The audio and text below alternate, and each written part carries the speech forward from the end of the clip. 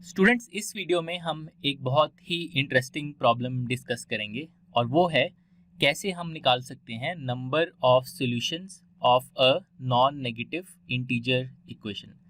तो ये non negative integer equation क्या होती है, चलिए इसको हम पहले समझते हैं थ्रू एन एग्जांपल। तो ये इक्वेशन देखिए students, x1 plus x2 plus x3 is equal to 8। यहाँ पे क्या है, x1 x2 और x3 तीन वेरिएबल्स हैं जिनका जो सम है वो 8 के बराबर है। मान लीजिए हमें ये गिवन है कि तीनों जो वेरिएबल्स हैं x1 x2 x3 वो इंटीजर्स हैं और नॉन नेगेटिव हैं। इंटीजर्स हैं और नॉन नेगेटिव हैं, यानी कि x1 x2 और x3 जो है वो इंटीजर्स हैं और वो ग्रेटर देन या इक्वल टू 0 हैं। ठीक है, नेगेटिव नहीं हो सकते।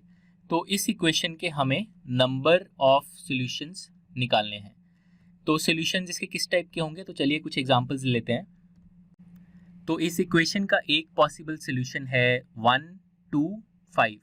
x1 अगर हम 1 ले लें, x2 को अगर हम 2 ले लें, x3 को अगर हम 5 ले लें, तो ये एक पॉसिबल सॉल्यूशन है। क्यों? क्योंकि अगर हम 1 + 2 + 5 निकालेंगे तो ये 8 हो जाएगा। इसी तरह से एक और पॉसिबल सॉल्यूशन है 2, x1 = 2, x2 = 2, x3 = 4, क्योंकि 2 + 2 + 4 ये भी 8 के बराबर है। ठीक है, इसी तरह एक और पॉसिबल सॉल्यूशन है 5, 0 और 3, क्योंकि 5 + 0 + 3 ये भी 8 के बराबर है। इसी तरह दो और एग्जांपल्स लेते हैं। तो एक ले लीजिए 0, 8, 0, ये भी एक पॉसिबल सॉल्यूशन है, क्योंकि 0 + 8 + 0 जो है वो भी 8 के बराबर है। इस सॉल्यूशन में दो वेरिएबल्स x1 और x3 जो हैं वो 0 हैं और x2 जो है वो पॉजिटिव है। इसी तरह से एक और सॉल्यूशन ले लेते हैं 0, 0 और 8। ये भी एक पॉसिबल सॉल्यूशन है, क्योंकि 0 + 0 + 8 जो है वो 8 के बराबर है। तो इस तरह से आप देख सकते हैं बहुत सारे पॉसिबल सॉल्यूशंस हो सकते हैं इस इक्वेशन के। हमें सारे सॉल्यूशंस का नंबर निकालना है, हमें नंबर ऑफ सॉल्यूशंस निकालना है, ये हमारा प्रॉब्लम है। तो स्टूडेंट्स, ये नंबर निकालने के लिए हमें इन सारे सॉल्यूशंस को किसी ऐसे फॉर्म में स्पेसिफाई करना है जिसको काउंट करना बहुत ईजी हो जाए। तो मैं पहले चाहता हूं कि आप यहाँ पे वीडियो को पॉज करें और थोड़ी देर आप ये सोचें कि ये जितने भी मैंने सॉल्यूशंस लिखे हैं, यहाँ पर मैंने 5 स्पेसिफिक सॉल्यूशंस लिखे हैं, ऐसे बहुत सारे और सॉल्यूशंस भी होंगे। तो आप पहले ये सोचिए कि हम इन सारे सॉल्यूशंस को किस तरह से एक ऑल्टरनेट फॉर्म में स्पेसिफाई करें जिसको काउंट करना फिर बहुत ईजी हो जाए। तो चलिए मैं आपको दिखाता हूँ, ये बहुत ही एलिगेंट तरीका है ये काउंट करने का, ये नंबर ऑफ सॉल्यूशंस काउंट करने का। तो हम क्या करेंगे, हम हर सॉल्यूशन को एक ऑल्टरनेट फॉर्म में लिखेंगे। तो चलिए मैं आपको दिखाता हूँ। पहला सॉल्यूशन है हमारा 1, 2 एंड 5। ठीक है, तो इसको हम एक ऑल्टरनेट फॉर्म में वैसे लिखेंगे, 1 को हम 1 लिख देंगे, लेकिन 2 जो है हमारा उसको हम 2 1s लिख देंगे, स्प्लिट कर देंगे 2 1s में। ठीक है, और फिर जो 5 है हमारा उसको हम 5 1s में स्प्लिट कर देंगे इस तरह से। ठीक है, और फिर हम यहाँ पे एक प्लस साइन डाल देंगे ऐसे, और यहाँ पे एक प्लस साइन डाल देंगे ऐसे। अब ये जो मैंने स्ट्रिंग यहाँ पे बनाया, पहले 1 फिर प्लस फिर 1 1 फिर प्लस फिर 1 1 1 1 1, ये जो स्ट्रिंग है ये कॉरेस्पॉन्ड कर रहा है टू द सॉल्यूशन 1 2 एंड 5। ठीक है, इसी तरह से हम जो सेकंड सॉल्यूशन हमारा 2 2 एंड 4, इसको अब हम ऑल्टरनेट फॉर्म में लिखते हैं। तो पहले 2 को हम स्प्लिट कर देते हैं 1 और 1, फिर दूसरे 2 को हम स्प्लिट कर देते हैं 1 और 1, और फिर जो 4 है उसको हम स्प्लिट कर देते हैं 1 1 1 एंड 1। और अब हम डाल देते हैं 2 प्लस साइंस, एक यहाँ पर एक यहाँ पर। अब आप ये स्ट्रिंग देखेंगे, ये जो स्ट्रिंग है ये स्पेसिफाई कर रहा है सॉल्यूशन 2 2 एंड 4। ठीक है, अब आपको पैटर्न समझ आ गया होगा। इसी तरह से मैं तीसरे सॉल्यूशन जो है हमारा 5 0 एंड 3, उसको मैं कैसे लिख सकता हूँ, तो 5 को मैं लिख दूंगा 5 1s में स्प्लिट कर दूंगा 1 1 1 1 1। फिर मेरा 0 है तो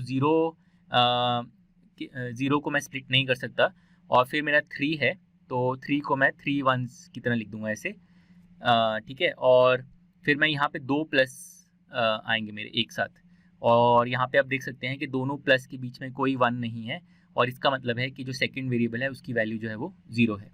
तो ये जो स्ट्रिंग हमने लिखी ये हो गया सॉल्यूशन 5 0 एंड 3। इसी तरह से अगर मैं चौथा सॉल्यूशन लूँ 0 8 0, तो ये क्या स्ट्रिंग बनेगा, तो पहले आप एक प्लस साइन डालेंगे। ठीक है, क्योंकि प्लस साइन से लेफ्ट में कोई 1 नहीं आएगा क्योंकि पहला वेरिएबल 0 है। फिर दूसरा वेरिएबल आपका 8 है उसकी वैल्यू, तो आप 8 वंस लिख देंगे, 1 1 1 1 1 1 1 1, ठीक है। और फिर आप एक और प्लस साइन डाल देंगे और उसके बाद आपका कोई भी 1 नहीं होगा क्योंकि तीसरा वेरिएबल भी 0 है। तो ये जो हमने स्ट्रिंग लिखी ये स्ट्रिंग हो गई, ये जो पूरी स्ट्रिंग है ये स्ट्रिंग हो गई द सॉल्यूशन 080। और इसी तरह से अगर हम लास्ट सॉल्यूशन देखें 008, तो ये क्या हो जाएगा, इसकी स्ट्रिंग क्या बन जाएगी, तो पहला प्लस साइन फिर दूसरा प्लस साइन क्योंकि पहले दोनों वेरिएबल 0 हैं, और फिर हमारा आ जाएगा 1 1 1 1 1 1 1 1, 8 बार 1 आ जाएंगे। तो ये जो हमारा स्ट्रिंग हो गया ये हो गया द सॉल्यूशन 008। तो इस तरह से आप देख सकते हैं कि हमने हर सॉल्यूशन को एक स्ट्रिंग फॉर्म में एक्सप्रेस कर दिया। और उस स्ट्रिंग की खास बात क्या है, अगर स्ट्रिंग में आप देखें तो सारी जो पांचों स्ट्रिंग्स लिखी हमने, जो पांचों सॉल्यूशंस लिखे हमने एज स्ट्रिंग्स, उनमें कॉमन पैटर्न क्या है, तो कॉमन पैटर्न ये है, जैसे अगर मान लीजिए मैं 5th स्ट्रिंग लेके बात करूं तो कॉमन पैटर्न ये है कि सारी स्ट्रिंग्स में 2 प्लस साइंस हैं और 8 वंस हैं। और ऐसा क्यों हो रहा है, क्योंकि जो हमारी ओरिजिनल इक्वेशन है उसमें राइट साइड में हमारा 8 है तो इसलिए 8 वंस आएंगे, ठीक है, क्योंकि आपने सारे वेरिएबल्स को वंस में स्प्लिट कर दिया और राइट साइड पे आपका सम 8 आ रहा है, तो 8 वंस होंगे टोटल। और 2 प्लस साइंस क्यों होंगे, क्योंकि आपके 3 वेरिएबल्स हैं और 3 वेरिएबल्स के बीच में आपके 2 प्लस साइंस आ रहे हैं।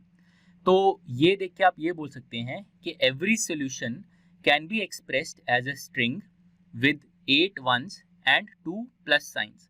हर सॉल्यूशन को आप स्ट्रिंग फॉर्म में लिख सकते हैं जिसमें 8 वंस होंगे और 2 प्लस साइंस होंगे। तो नंबर ऑफ सॉल्यूशंस काउंट करने के लिए आप बस इस स्ट्रिंग की परमुटेशंस काउंट कर लें, ठीक है, इस स्ट्रिंग की आप परमुटेशंस काउंट कर लें तो आपको नंबर ऑफ सॉल्यूशंस मिल जाएंगे। तो इस स्ट्रिंग की परमुटेशंस कितनी होंगी, तो आपके पास 10 टोटल ऑब्जेक्ट्स हैं, 8 वंस और 2 प्लस साइंस। तो आप पहले 10 फैक्टोरियल करेंगे, फिर आप इसमें डिवाइड करेंगे किससे, आपके पास 8 वंस हैं तो 8 फैक्टोरियल और आपके पास 2 प्लस साइंस हैं तो 2 फैक्टोरियल। तो 10 फैक्टोरियल बाय 8 फैक्टोरियल 2 फैक्टोरियल, इसको आप लिख सकते हैं ऐसे भी 10C8 या चाहे तो आप 10C2 भी लिख सकते हैं इसको, ठीक है। तो ये जो आपका नंबर है 10C8 ये हो जाएगा number of solutions of this integer equation x1 + x2 + x3 = 8। इसकी वैल्यू जो है आप अगर चाहें तो निकाल सकते हैं, ये हो जाएगा 10 × 9/2 यानी कि 45, ठीक है। तो ये 45 है इसका वैल्यू। तो अगर आप सारे सॉल्यूशंस लिस्ट डाउन करेंगे इस इक्वेशन के तो आप देख पाएंगे कि टोटल नंबर ऑफ सॉल्यूशंस जो है वो 45 हैं, ठीक है। तो ये देखिए आप कितना एलिगेंट आइडिया है काउंट करने का नंबर ऑफ सॉल्यूशंस को। आप हर सॉल्यूशन को एज अ स्ट्रिंग फॉर्म में एक्सपैंड कर दें और फिर आप उस स्ट्रिंग की परम्यूटेशंस काउंट कर लें। तो चलिए अब हम इस आइडिया को जनरलाइज करते हैं। तो हमारी general non negative integer equation इस फॉर्म की हो जाएगी x1 + x2 + ... up to xn, यानी कि लेफ्ट साइड पे आपके n वेरिएबल्स आ रहे हैं और इनका जो सम है that is equal to r, जो हमारा राइट साइड है, ठीक है। तो n वेरिएबल्स का sum is equal to r और यहाँ पे सारे जो वेरिएबल्स हैं वो नॉन नेगेटिव इंटीजर्स हैं, x1 x2 x3 and so on up to xn, ये सब इंटीजर्स हैं जो ग्रेटर देन या इक्वल टू 0 हैं। तो हमें इस इक्वेशन के सारे नंबर ऑफ सॉल्यूशंस निकालने हैं। तो उसके लिए हम सेम आइडिया यूज़ करते हैं जो हमने एग्जांपल में देखा।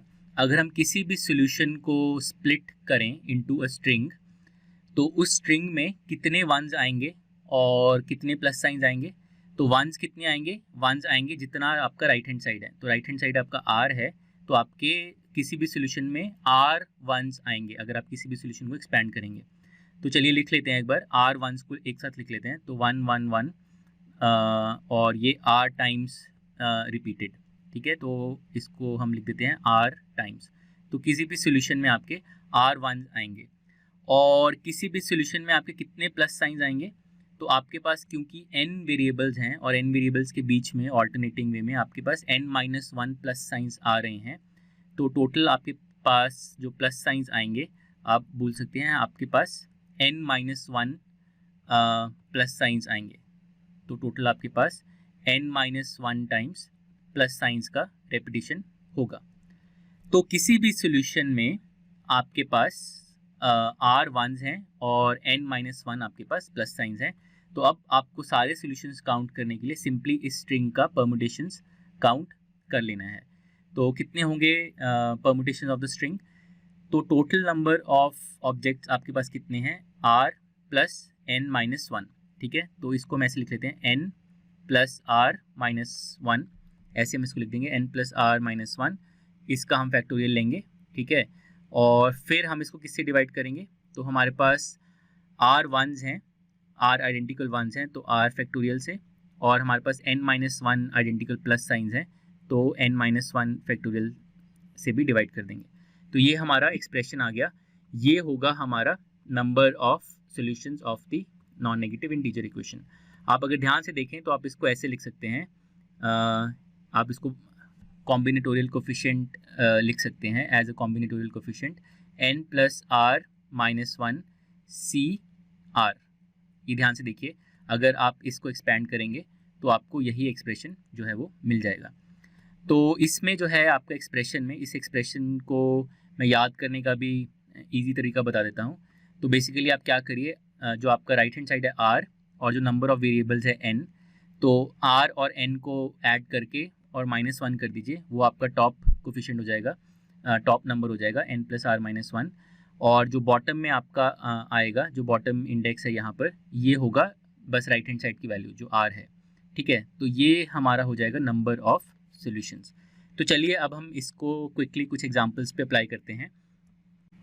तो यहाँ पे हमारे पास ये तीन इक्वेशंस हैं जिनके हमें number of non negative integer solutions निकालने हैं। तो पहली इक्वेशन है हमारे पास x1 plus x2 plus x3 plus x4 equal to 11।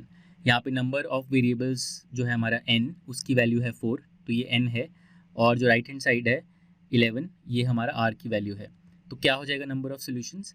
तो n प्लस आर आपका 15 हो जाएगा, 15 माइनस वन 14 हो जाएगा आपका, तो टॉप इंडेक्स आपका 14 आ जाएगा c, और बॉटम इंडेक्स आपका राइट हैंड साइड आ जाएगा 11, तो 14c 11, और आप इसको ऐसे भी लिख सकते हैं 14c n माइनस वन, तो जो 4 है आपका 4 माइनस वन करेंगे तो 3, तो आप इसको ऐसे भी लिख सकते हैं, ठीक है। तो इसी तरह से हमारा जो दूसरा इक्वेशन है वो है y1 plus y2 plus dot dot dot up to y20। तो आपके यहाँ पे 20 वेरिएबल्स हैं लेफ्ट हैंड साइड में, ये n की वैल्यू है, और r आपका 50 है जो राइट हैंड साइड है। तो इसके कितने सोल्यूशन हो जाएंगे? तो n प्लस आर हो गया आपका 70, 70 माइनस वन हो गया 69, तो 69 हो गया आपका टॉप इंडेक्स, c आपका बॉटम इंडेक्स हो जाएगा r जो कि 50 है, तो 69c 50, या फिर आप बॉटम इंडेक्स को n माइनस वन भी लिख सकते हैं, तो आप इसको ऐसे भी लिख सकते हैं 69c 19, ठीक है, दोनों एक ही बात है। इसी तरह से तीसरा इक्वेशन पे अगर हम आए तो a plus b plus c plus d plus e plus f is equal to 5, ये हमारी इक्वेशन है। तो n की वैल्यू कितनी होगी? तो आपके पास लेफ्ट हैंड साइड पे 6 वेरिएबल्स हैं, तो n की वैल्यू जो है वो 6 होगी, और राइट हैंड साइड आपका 5 है, तो ये हमारी r की वैल्यू है, r इज इक्वल टू 5। तो अब कितने सोल्यूशंस हो जाएंगे इसके? तो n प्लस आर की वैल्यू है 6 प्लस 5 यानी कि 11, 11 माइनस वन 10, तो टॉप इंडेक्स हो गया 10, और 10c, और बॉटम इंडेक्स कितना हो जाएगा? बॉटम इंडेक्स हो जाएगा राइट हैंड साइड जो कि 5 है, या अगर आप इसको बॉटम इंडेक्स को n माइनस वन भी लिखते तो भी आपके पास 5 ही आता। तो इस तरह से आप देख सकते हैं कि आप किसी भी नॉन नेगेटिव इंटीजर इक्वेशन के नंबर ऑफ सॉल्यूशंस बहुत इजीली लिख सकते हैं। बट मैं ये चाहता हूँ कि instead of just remembering the formula, जो मोस्ट स्टूडेंट्स क्या करते हैं बस ये फॉर्मूला याद कर लेते हैं, मैं चाहता हूँ कि आप ये याद रखें कि हमने ये फॉर्मूला डिराइव कैसे किया था, और फॉर्मूला डेरिवेशन का आइडिया बहुत ही इंटरेस्टिंग था। हमने बस ये देखा कि हम किसी भी सोल्यूशन को एज अ स्ट्रिंग एक्सपैंड कर सकते हैं, और उस स्ट्रिंग के हम परमुटेशंस काउंट करके नंबर ऑफ सॉल्यूशंस हम निकाल सकते हैं। तो ये आइडिया याद रखिए, ये इस कॉन्सेप्ट का कोर आइडिया है।